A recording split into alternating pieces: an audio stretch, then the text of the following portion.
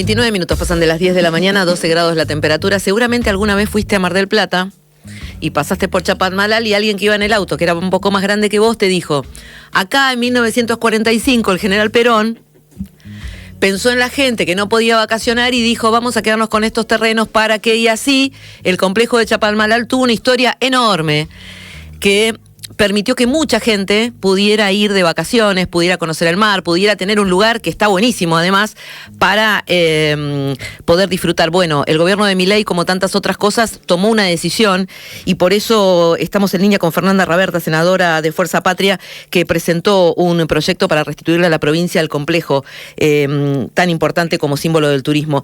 Fernanda Marianela, el equipo de 21 Radio te saluda, buen día.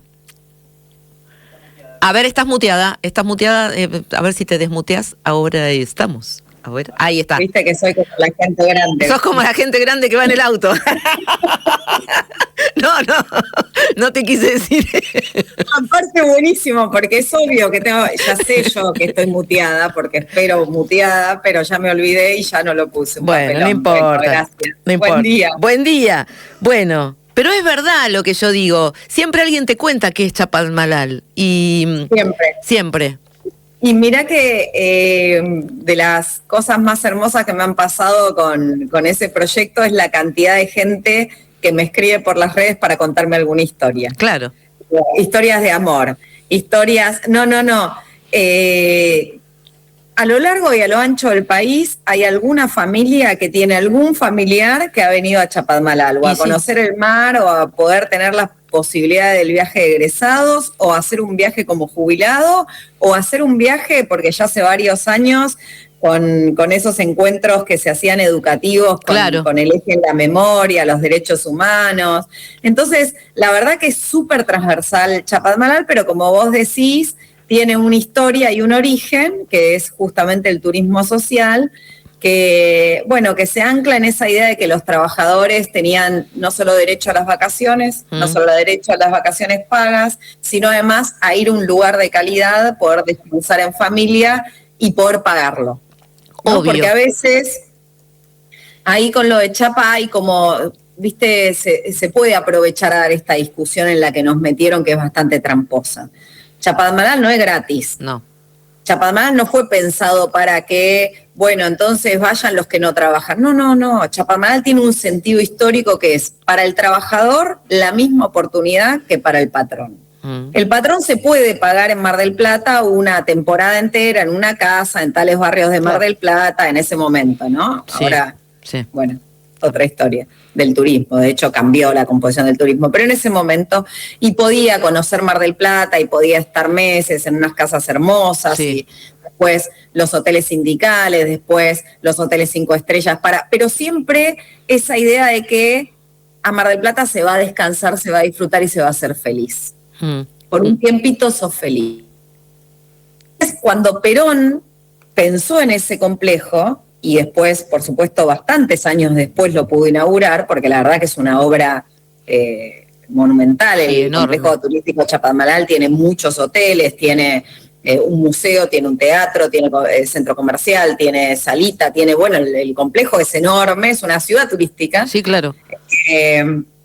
Lo pensó justamente para los trabajadores asalariados que pudieran pagarse, obviamente a menor costo que alguien que puede alquilar y rentar una casa por toda una temporada de 3 meses, pero sí pagarse su estadía en un hotel de calidad para poder vacacionar y descansar en familia. Ni más ni menos que eso. Sí. Vos decías cambió el sistema. Son épocas en las que vos hablas con gente más grande, cuando todos se iban 15 días de vacaciones, los que te daban en el trabajo. Entonces todos se acomodaban para decir, nosotros nos vamos la 1 de enero, ustedes la 1 de febrero, ustedes ¿no? Y era como, vos ya sabías que ibas ahí, porque además, quien tuvo la chance de recorrerlo, vos podés ir al complejo y quedarte ahí. No tenés necesidad de hacer mucho, porque tenés todo lo que necesitas. Incluso, yo, mientras vos decías, también algunas competencias de juegos bonaerenses, pibes que van a alguna cosa educativa, también han podido aprovechar estar allí. Han pasado, como vos decís, todas las historias. ¿Por qué el gobierno nacional toma la decisión porque es una cosa que funciona? Podríamos discutir cómo, si querés, pero eliminar las cosas es como mucho, me parece, ¿no? Sí, yo Me lo pregunto, ¿eh? Me lo pregunto porque es algo que funciona y es algo que es sustentable. Claro. Digo, genera ingresos y eso se puede sostener y, por supuesto, mantener la estructura del hotel es una decisión presupuestaria, como todo, por supuesto. En algunos gobiernos se dejó estar y no se realizaron obras de mantenimiento y se vieron abajo algunos hoteles. Obviamente en los gobiernos peronistas se invirtió para que el hotel sea digno, pero la verdad es que eso existe y funciona con los ingresos. Ahora, ¿por qué Milei decide venderlo? Yo creo que de verdad habla mucho de su idea de Argentina. Usted es un modelo de patria. Claro. Habla mucho del desprecio hacia las grandes mayorías. ¿Quiénes son las grandes mayorías? Y los trabajadores. Entonces, los trabajadores, los jubilados, los estudiantes, bueno, eso es digamos, parece una entelequia cuando nosotros decimos los trabajadores. No, son historias familiares atravesadas por oportunidades, donde en este contexto, si vos tenías un trabajo, ahora tenés que tener dos, si tenías un trabajo capaz que lo perdiste. Entonces el desprecio sistemático hacia ese sector, hacia esa población que es la que labura en la Argentina, que es la que después se jubila, y que es la que antes de laburar estudia. Vos fíjate el desprecio hacia los argentinos. Yo digo, Milei en el fondo debe odiar la Argentina, con todo lo que tiene adentro. Porque si no, no se te ocurre que todo tiene que ser vendible, todo tiene que ser dejado caer, todo tiene que ser... Mira, en el hotel hace ya mucho tiempo que no van contingentes. Claro. Y cuando no van contingentes, por supuesto eso se cae. Sí. Y después cuando se cae, el neoliberalismo tiene una enorme trayectoria en esta fórmula. Claro. Cuando se cae después se remata. Y cuando se remata ni siquiera se pone en valor semejante estructura como son estos hoteles, que están por supuesto pensados para el bienestar común, pero ni siquiera se pone en valor ni la historia ni la arquitectura de este lugar. Entonces, bueno, nada, es una forma de ver la Argentina. Están quienes creen en la Argentina que tienen que vivir bien unos poquitos, y entonces eso es, consecuencia de que unos enorme cantidad de argentinos y argentinas no puedan proyectarse, salir adelante, apenas puedan sobrevivir, apenas puedan ser consumidores de alimento, apenas puedan pensar que su vida hoy termina en el mismo lugar. Perdóname, me interrumpía, pero digo, ¿pero qué se hace ante eso? Porque si vos dejas que, como decís, se deteriore, en un momento se vende, se tira abajo y se terminó, y en 10 años alguno pasará por ahí y va a decir, acá una vez hubo una cosa que no me acuerdo, ¿no? Ya no estará ni siquiera la idea. Mientras nosotras conversamos sobre la posibilidad de esto y los trabajadores, el ministro de Economía anuncia planes hipotecarios que pueden llegar a 18.000 familias. Mientras hablamos de 8 millones de argentinos endeudados, el ministro de Seguridad de la provincia ayer diciendo que en los barrios están yendo a las casas y tirotean a la gente que debe con los prestamistas del barrio. Digo, es como que hay un montón de argentinas que no son la del presidente. Y para mí todo tiene que ver... Y me permito dar una opinión personal, pero me parece que Chapadmalal, alguno te dirá, bueno, es el turismo, qué sé yo, hay tanta cosa importante. Para mí resume un montón de la clase media y trabajadora del país, ¿no? Es como todo lo que vos podés poner en función de tu laburo, de tu esfuerzo, de disfrutar con la familia, de tener una oportunidad. No es un complejo cualquiera. Por eso me interesaba conocer ¿qué se puede hacer? Porque quizás ya no se puede hacer nada. ¿Puede el gobierno provincial, se puede a través del proyecto volver a tenerlo en funcionamiento o vos lo ves muy lejos, más allá de la presentación? Mira, así hilando con tu reflexión, opinión personal que me encanta, porque obviamente los periodistas también tienen opiniones personales. Sí, está difícil hoy, pero hilando bueno. con esta idea del anuncio para 18.000 personas, 16.000 personas, que es esta idea de que es una Argentina para poquito y el resto, olvídate. Cero expectativas, cero proyectos, cero vida, cero felicidad. Yo creo que hay en la capacidad de pensar creativamente cómo incorporar a otros argentinos y argentinas a lo que nosotras creemos, en este caso vos y yo, una lucha necesaria, que es poner en tensión algo que pareciera totalmente hegemonizado por un sentido común. Okay. Quiero decir, un proyecto de ley no resuelve todos los problemas.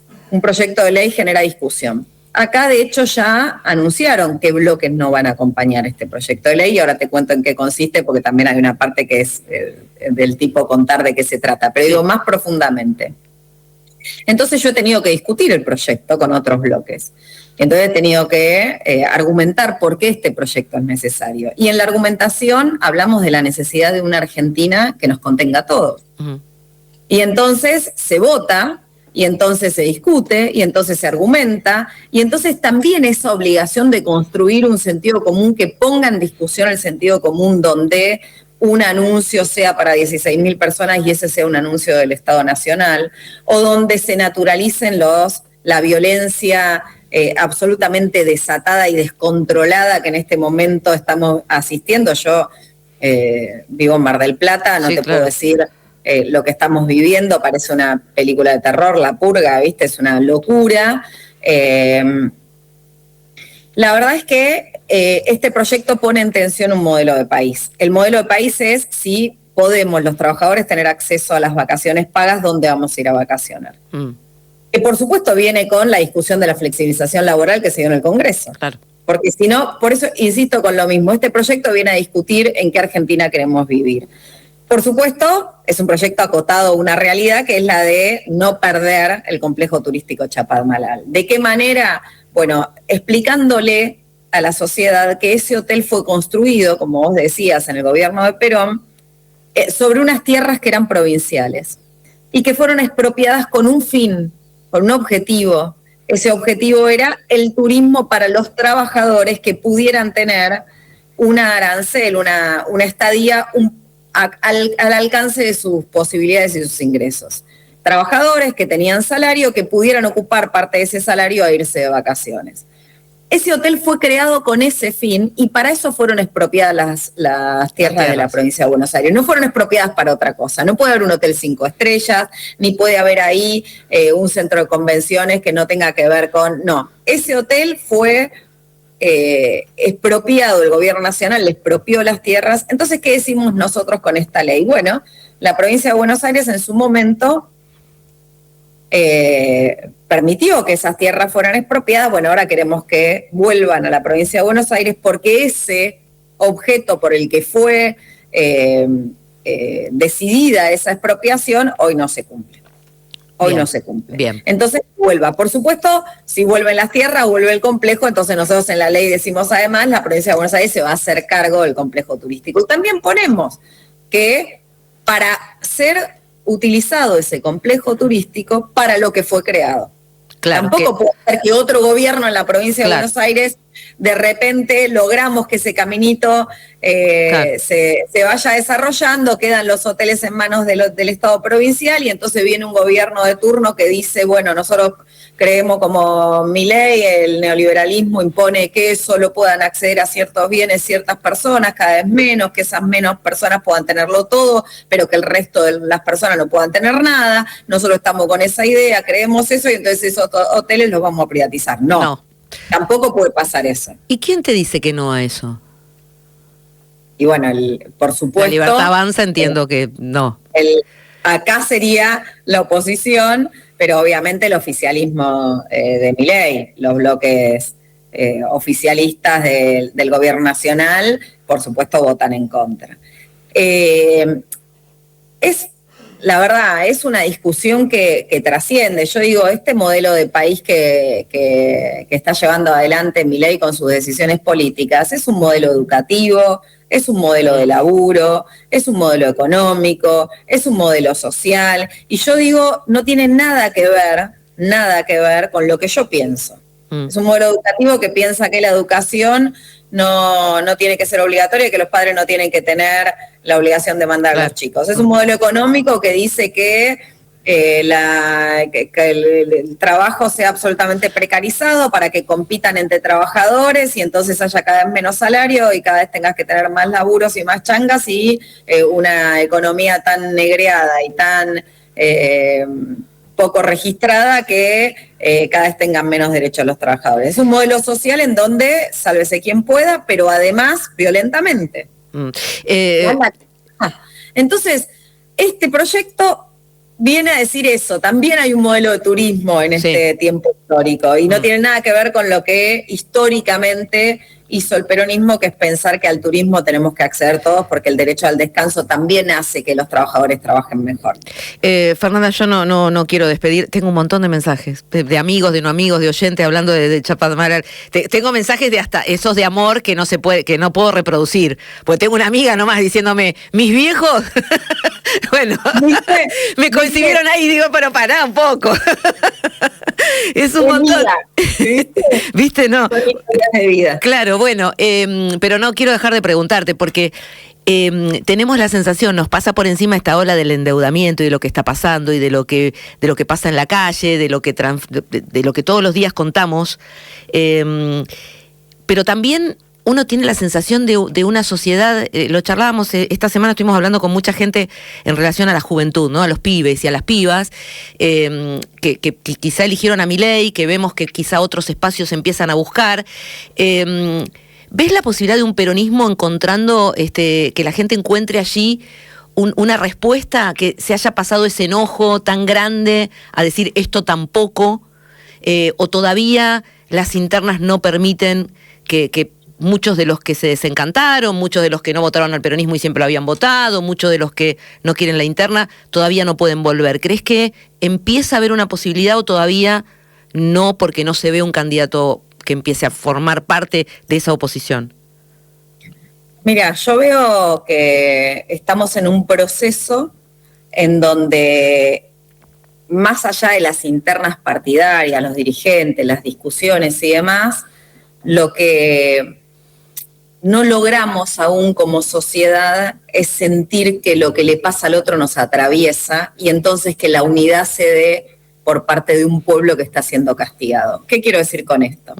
Porque hay como una forma, para mí, simplificadora de poner la sociedad o el pueblo, como cada uno le quiera decir, en los dirigentes y sus peleas, la imposibilidad de resolver algo para que después se termine esta pesadilla de Milei. Y yo, que soy una militante territorial, digamos, que pateo, que hablo, que soy trabajadora social, o sea que casi te diría que por oficio lo que hago es hablar con la gente que sufre, que sufre este modelo económico. Lo que digo es, no hay unidad entre los damnificados. Vos fíjate, cuando logramos que la ley de tierras, te voy a poner como ejemplo, ese es un perfecto ejemplo de qué pasa cuando se logra la unidad de la sociedad en función de un reclamo y en función de la defensa propia. ¿Qué hizo el pueblo? Dijo, no, con las fronteras no. Extranjerización de la tierra no. No, pero Milei puso un límite.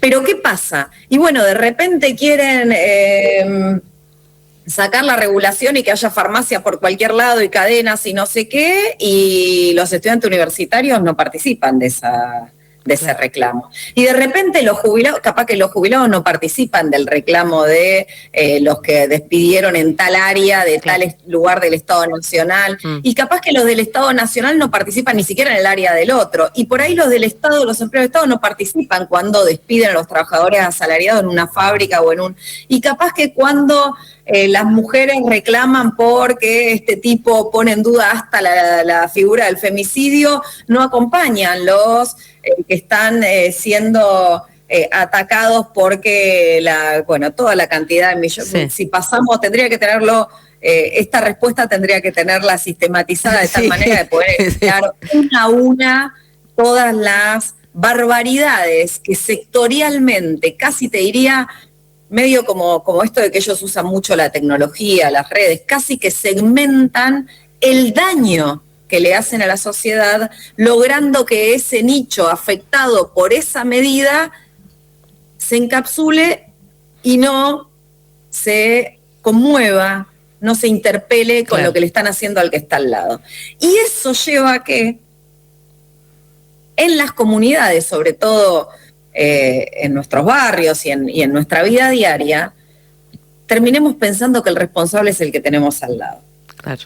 Entonces, ahí tenés un trabajador que se rompe el alma para trabajar y que después de ser docente se pone de Uber y después de Uber se va a su casa recansado y no puede estar con los nenes y cuando llega a la escuela está agotado y piensa, Ah, bueno, pero está el planero al lado que tiene un plan social y que le da el Estado y no labura. O tenés al jubilado que se rompe el alma, que tiene sus 30 años de aporte, que está cobrando una miseria, no llega a 400.000 pesos, bueno, congelado, le sacan los medicamentos y dice, bueno, pero hay otro jubilado que ni siquiera trabajaron y le dieron una jubilación. Claro. Y después y en esa simplificación, porque vos y yo sabemos lo que es una medida de asistencia en caso de emergencia para quien no tiene ingresos, vos sabés lo que es pagar una moratoria para tener, si te faltan 1, 2, 3 años de aportes para poder jubilarse, sí. Pero ¿qué pasa? Sacan la moratoria, sacan el progresar, no te dan la computadora, y el otro no siente esa necesidad de luchar. Entonces yo me pregunto, ¿el problema de la unidad lo tienen los dirigentes o lo tenemos todos? El problema de pensar entre todos cómo salimos de esta, le ponemos un límite a Milei, cómo nos organizamos y luchamos para que esto se termine. ¿Es un problema de la política o es un problema de la sociedad? Yo no me canso de hablar con vecinos y vecinas que me dicen, pero le dieron demasiadas pensiones por discapacidad. Sí, claro. Gestionar una pensión por discapacidad para una persona que tiene una discapacidad. ¿Quién lo puede cuestionar? Sí. Entonces, me parece que yo siempre digo, no son los jóvenes, no son las mujeres, somos todos. Todos nos tenemos que hacer cargo de lo que estamos viviendo, porque Milei consiguió una mayoría electoral con una motosierra en la mano. Sí, claro, sí. Y diciendo lo que iba a hacer, sí.